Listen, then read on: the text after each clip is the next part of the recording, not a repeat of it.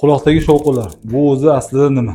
Quloqdagi shovqinlar bu bosh miyani, ya'ni markaziy nerv sistemasini odamda quloq og'irligi paydo bo'lishiga nisbatan kompensator reaksiyasi hisoblanadi. Ya'ni bosh miyada paydo bo'lgan quloqdagi og'irlik evaziga eshituv markazida qo'zg'atuvchi hamda tormozlovchi transmitterlarning o'zaro balansini o'zgarishi hisoblanadi.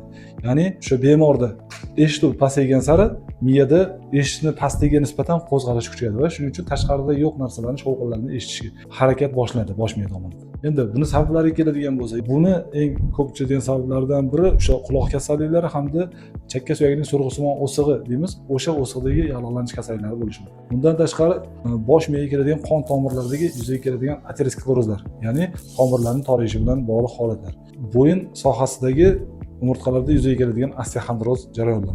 Yana sabablardan biri bosh miyadagi turli xil holatdagi o'smalar va quloq ichidagi turli xil yot jismlar yoki bo'lmasa oltin gurli probkalar sabab bo'lishi mumkin. Yana bir vaziyatlardan biri doimiy ravishda quloqni turli xil shovqinlar ta'sirida bo'lishi. Ya'ni bu turli xil motor arralari yoki bo'lmasa gazonokosilkani o't o'radiganlar bilan ishlaydigan odamlar, shovqinli joyda ishlaydigan yoki bo'lmasa doimiy baland konsert zallarida ishtirok etadigan, baland ovozli konsert zallarida xizmat ko'rsatadigan xodimlarda ham shunga o'xshagan holatlar kuzatilishi mumkin.